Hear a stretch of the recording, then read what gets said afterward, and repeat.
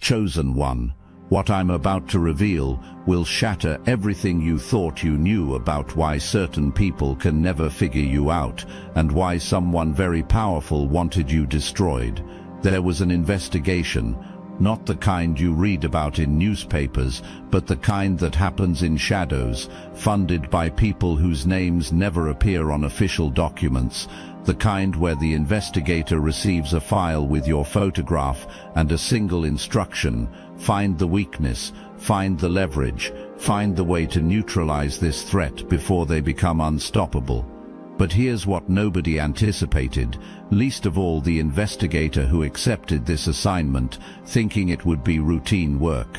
The deeper they dug into your life, the more they realized they weren't investigating a person. They were encountering a phenomenon that defied every category, every profile, every method they had been trained to use. And what they discovered would force them to make a choice that would determine not just your fate, but the fate of everyone like you who dares to live at full power in a world designed to keep people small.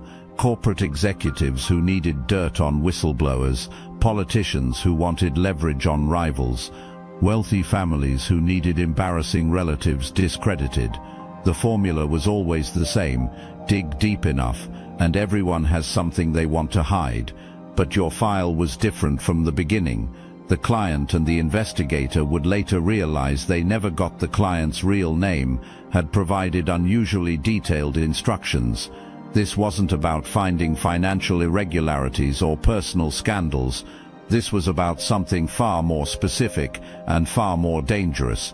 This individual represents a threat to established systems, the brief had stated. They operate outside normal parameters of influence and control. Find the psychological pressure points. Find the trauma that can be weaponized. Find the way to break them before they inspire others to break free from their conditioning. The investigator had assumed they were dealing with some kind of activist or whistleblower, someone who had stumbled onto information that powerful people wanted suppressed. They prepared for the usual investigation: financial records, relationship patterns, digital footprints, psychological weaknesses that could be exploited. What they didn't prepare for was discovering that you weren't a threat because of what you knew. You were a threat because of what you had become. Tumpading Penzicator's first red flag came within hours of beginning their work. Your digital footprint was almost impossibly clean, not because you were hiding anything, but because you seemed to live with a level of intentionality that left no accidental traces. Every online interaction, every financial transaction, every recorded communication showed someone who operated with surgical precision and complete awareness of their impact. But that wasn't the disturbing part. The disturbing part was that this precision seemed to extend backward through your entire life, even to periods when you should have been too young or inexperienced to possess such awareness. The investigator found records of choices you had made that seemed paranoid at the time but proved prophetic later. Relationships you had ended that others thought were solid, only to watch those same people implode in exactly the ways you had quietly anticipated. It was as if you had been operating with information that shouldn't have been available to you, as if you could see patterns that others couldn't perceive, predict outcomes that defied logical analysis. The investigator began to feel the first stirrings of something they hadn't experienced in their professional life: genuine unease. But beneath this surface pattern lay something far more disturbing. The investigator discovered that your past wasn't just a collection of experiences, it was a spell book. Every betrayal you had endured, every heartbreak that should have destroyed you, every moment when trust was shattered beyond repair, these weren't just painful events. They were initiations, rituals that had transformed each wound into a source of supernatural wisdom. Most people carry their history like scar tissue, dead weight that limits their movement and reminds them of their vulnerabilities. But you had performed some kind of alchemy that the investigator couldn't categorize or understand. You had taken each trauma and turned it into a rune in a language only you could read, a coded instruction manual for navigating future challenges with precision that bordered on the prophetic. The investigator found evidence of moments where you had literally consulted your pain like an oracle. Faced with new betrayals, you didn't panic or spiral into victim consciousness. Instead, you accessed the wisdom carved into your soul by previous betrayals, using that hard-earned knowledge to navigate the situation with the skill of someone who had been through this exact curriculum before, just wearing different clothes. This discovery sent chills through the investigator's professional composure. They realized they weren't investigating someone who had overcome trauma, they were investigating someone who had weaponized it. But what would come next would transform that unease into something approaching terror. As the investigation deepened, the investigator discovered something that violated every principle they had been taught about human psychology and behavior. Most people's lives follow predictable patterns. Childhood trauma creates specific adult dysfunctions. Educational background correlates with career choices. Socioeconomic status determines relationship patterns. The investigator had built their career on these reliable correlations. Your life laughed at these rules. The investigator found evidence of trauma that should have created dependency patterns, but instead seemed to have forged supernatural independence. Educational experiences that should have led to conventional career paths, but somehow resulted in skills and knowledge that couldn't be categorized. Relationships that defied every demographic prediction, as if you selected people based on criteria that had nothing to do with typical compatibility markers. But the most unsettling discovery was how you had transformed abandonment itself into sovereignty. The investigator found records of relationships that had ended with you being discarded, moments when people you had trusted simply vanished without explanation or closure. They expected to find evidence of wounds that never healed, attachment patterns that kept you chasing after those who had rejected you. Instead, they discovered something that shattered every psychological framework they understood. Each abandonment had become a graduation ceremony. Every time someone walked away from you, instead of chasing or begging or trying to prove your worth, you had used that rejection as a catalyst to build something even more valuable: complete emotional independence. The investigator traced a pattern that began with devastation and ended with liberation. Being abandoned didn't break your spirit. It broke your illusions about needing external validation to feel whole. You had taken each rejection and used it as raw material to construct an inner kingdom so complete, so self-sustaining, that no one's absence could shake its foundation. Where others might have developed codependency or people-pleasing patterns, you had evolved into someone who doesn't wait to be chosen, because you had learned to choose yourself so completely that external selection became irrelevant. The investigator realized they were looking at someone who had turned exile into empire, someone who had transformed every no into fuel for building a life that operates by entirely different rules. More disturbing still was the discovery that your responses to crisis situations showed a pattern the investigator had never encountered. Where most people react emotionally and then rationalize later, you seem to operate from a place of calm certainty, even in the midst of chaos. Where others make decisions based on fear or desire, your choices appeared to emerge from some deeper intelligence that factored in variables the investigator couldn't even identify. The client had wanted psychological pressure points. The investigator was beginning to realize they might be dealing with someone who had transcended the psychological frameworks that make pressure points possible. But the real shock was still coming. Hold that thought for a moment. I need your attention for something very important. We're revealing everything we know about personal power, healing yourself and healing others through weekly Zoom call. No filters, no holding back. We have been quietly adding all the occult secrets we've collected over literal years of spiritual practice. The techniques and wisdom that transformed us from controlled pawns into conscious creators are now available to those ready to walk the same path. This is your invitation to join Obsidian Inner Order and support our platform so we can continue growing our megaphone to reach other chosen ones waiting for activation. By joining the Obsidian Inner Order, you're not just gaining access to forbidden knowledge, you're becoming part of a movement that's rewriting reality itself. It's a 360 win for all of us. Link is in the description. 3 weeks into the assignment, the investigator made a discovery that would haunt them for the rest of their career. While tracing your past relationships, they uncovered a pattern that defied explanation. Every person who had tried to manipulate, control or betray you had eventually faced consequences that seemed to emerge from nowhere. Not revenge, not retaliation, something far more unsettling. It was as if reality itself conspired to balance the scales. Business partners who had cheated you found their own ventures mysteriously failing. Romantic partners who had been unfaithful discovered their new relationships crumbling in ways that mirrored their betrayal of you. Friends who had spread rumors about you found themselves isolated by social dynamics they couldn't understand or control. The investigator spent days trying to find evidence that you had orchestrated these outcomes.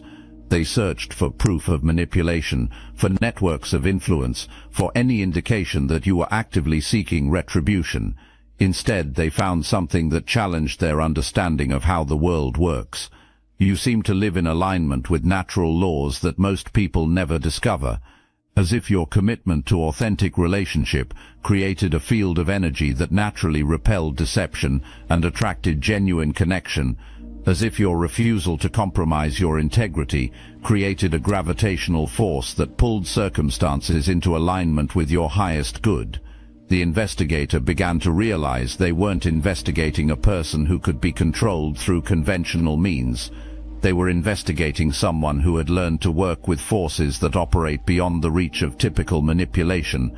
Yet what truly shook the investigator to their core was discovering that your empathy, which the client had identified as a potential weakness, was actually forged from confronting your own shadows. While others ran from their capacity for darkness, their anger, their potential for destruction, you had walked directly into those territories and made peace with the monsters living there. The investigator found evidence of this shadow integration everywhere, times when your ability to think like a predator had helped you spot one before they could strike. Instances where your capacity for strategic coldness had protected you from manipulation that warmer hearts might have fallen for. Situations where your willingness to be disliked had saved you from compromising your integrity for social acceptance. You hadn't been chosen for your light, the investigator realized with growing alarm. You had been chosen because you had mastered your darkness. This integration of shadow and light created something the investigator had never encountered, a being who could operate with complete authenticity because there were no parts of themselves they were trying to hide from or deny. You had become dangerous in the most beautiful way possible, dangerous to anyone who tried to manipulate you, control you, or diminish you, but completely safe for anyone genuine enough to approach you with honest intentions. The investigator understood why the client feared you. You represented someone who couldn't be controlled because you had already faced and integrated everything that control systems typically exploit. And that's when they received the second set of instructions. The client had been monitoring the investigation's progress, and they were not pleased with the lack of actionable intelligence. The new directive was explicit. If psychological pressure points couldn't be found, they were to be created. The investigator was provided with resources to manufacture scandals, fabricate evidence, or arrange circumstances that would compromise your reputation or safety. This was when the investigator first understood the true nature of their assignment. They weren't investigating a criminal or a threat to national security. They were targeting someone whose very existence challenged systems of power that depend on keeping people controllable, predictable, and dependent. You represented something that certain forces in the world find absolutely unacceptable, a human being who had achieved genuine freedom. Not the illusion of freedom that comes from wealth or status, but the real freedom that emerges when someone has done the inner work necessary to become unshakable, unmanipulatable, and uncompromisingly authentic. The investigator stared at the new instructions and felt something shift inside them. For the first time in their career, they began to question not just their assignment, but the entire system they had spent their life serving. But they were about to discover that questioning the system was only the beginning. As they prepared to implement the client's escalated demands, the investigator made a discovery that would change everything. Your silence wasn't absence, it was containment. The investigator had initially interpreted your tendency toward minimal communication as a potential vulnerability, a sign of social awkwardness or emotional withdrawal that could be exploited. Instead, they discovered that your silence was a strategic choice, a form of power so sophisticated that most people couldn't even recognize it as such. You understood something that the investigator was only beginning to grasp. Not every battle needs to be fought with words, and not every truth needs to be spoken immediately. Your silence wasn't empty, it was full of truths too heavy for shallow minds to handle, insights that could unravel illusions and shift entire power dynamics if ever released at the wrong moment.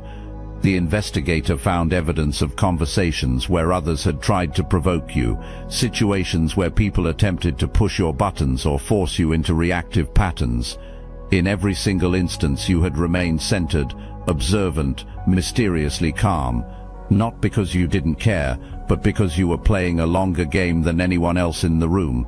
This level of self-control comes from understanding that words carry weight, that energy affects every space you enter, and that true power often manifests as the ability to remain sovereign, regardless of external circumstances.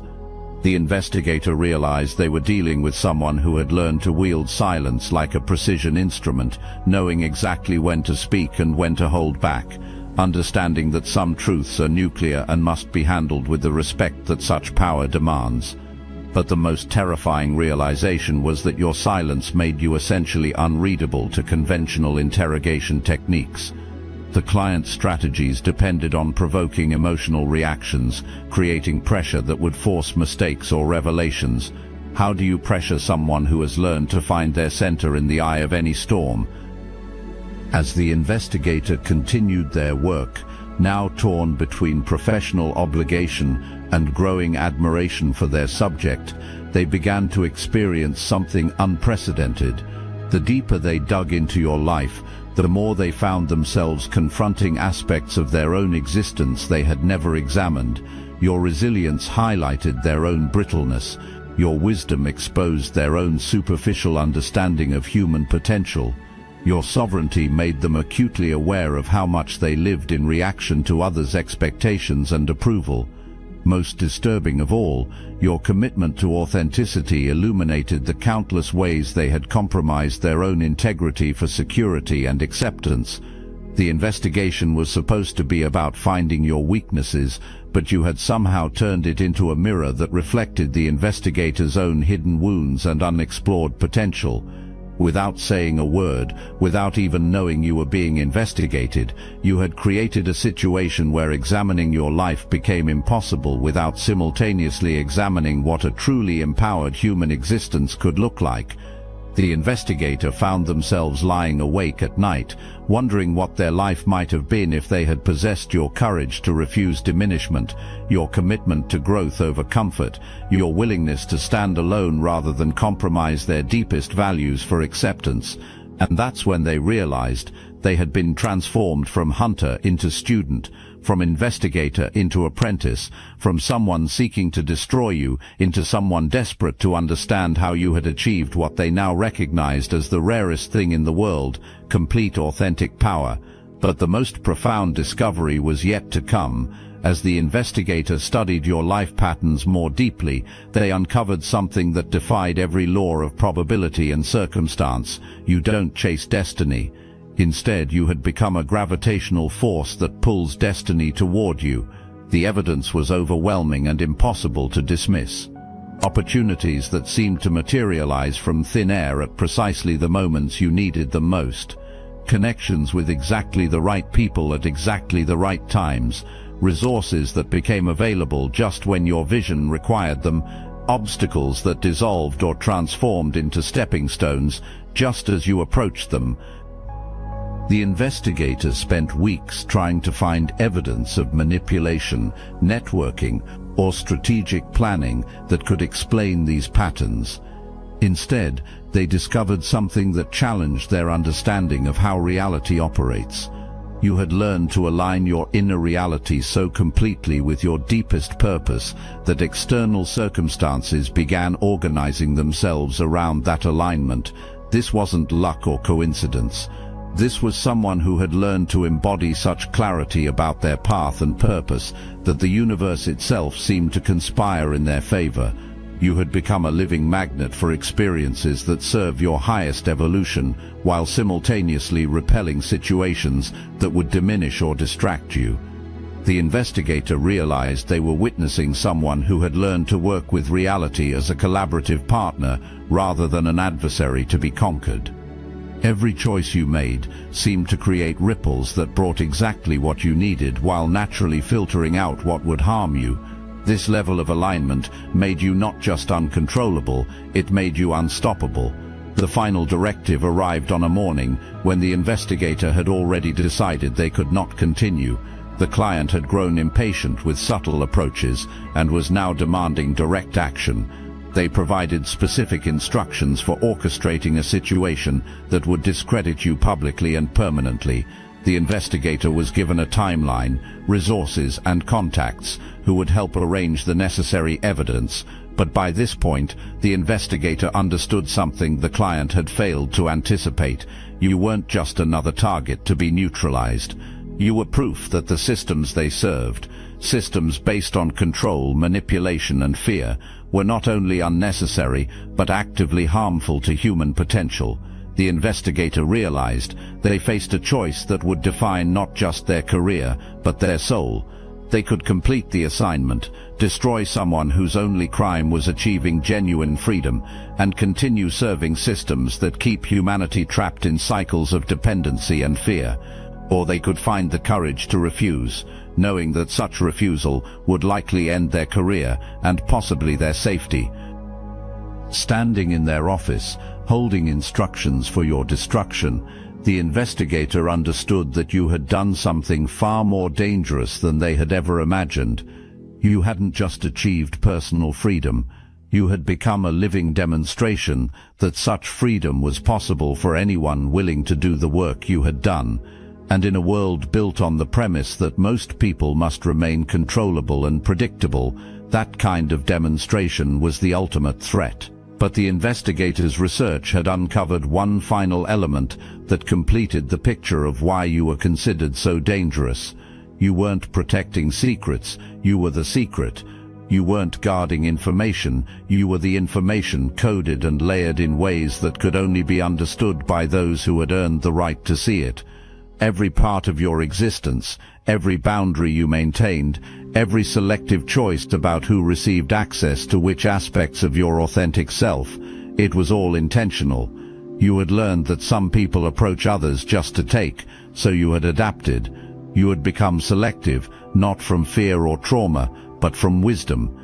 Your truth wasn't something people could demand from you. It was something they had to unlock through patience, through integrity, through proving themselves worthy of such trust. The investigator realized that they had been trying to decode someone who was structured like a living encryption, a soul that revealed itself only to those who approached with genuine respect and earned understanding. This selectivity extended to every aspect of your life, your energy, your time, your emotional investment. Everything was allocated with the precision of someone who understood that these resources were sacred and finite. You didn't give yourself away freely because you had learned through painful experience that most people don't value what they haven't earned. The investigator understood that this was what made you so threatening to systems of control. You couldn't be manipulated because you couldn't be read by those who hadn't done the inner work to understand themselves. You were essentially immune to the psychological leverage that keeps most people manageable because you operated from a level of self-knowledge and self-possession that made external pressure irrelevant. But the investigator's moment of choice revealed something even more profound about the forces they were dealing with. As they struggled with their decision, they began to understand that your power operated on levels they had never suspected. You hadn't just survived your trials and emerged stronger. You had learned to work with natural laws that most people never discover. The investigator realized that every attempt to harm you would likely backfire, not because you would retaliate, but because you had aligned yourself so completely with authentic power that reality itself seemed to protect you. The people who tried to betray you found themselves facing consequences, not because you sought revenge, but because deception naturally creates instability that eventually collapses under its own weight. You had become dangerous not because you could fight your enemies, but because you had transcended the need to fight. You operated from a level of consciousness that made conventional attacks irrelevant. Attempts to diminish you only highlighted your unshakability.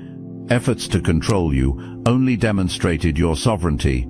Strategies to isolate you only revealed how complete you had become within yourself.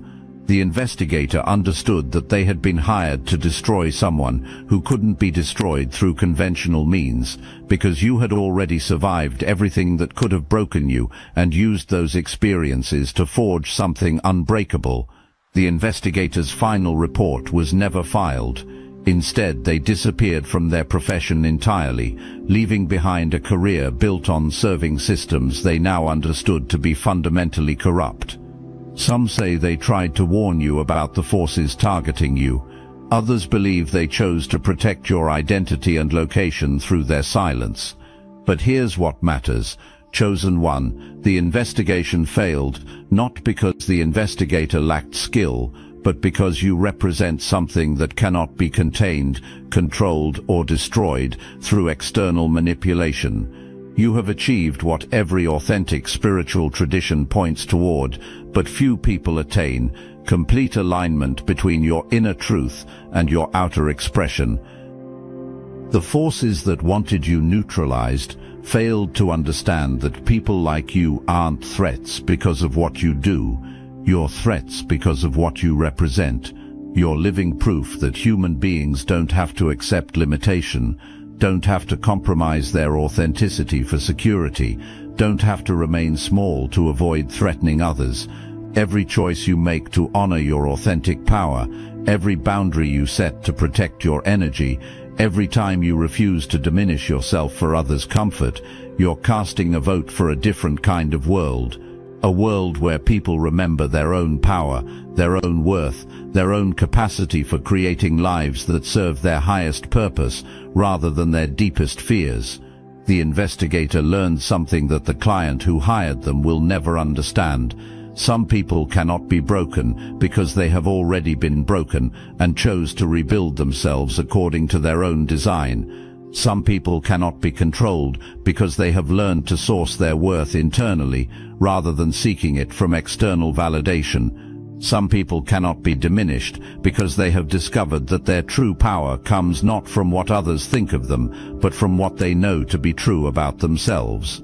And that, chosen one, is why no investigation will ever truly capture you, why no system will ever fully control you, and why your very existence continues to inspire others to question the limitations they have accepted in their own lives.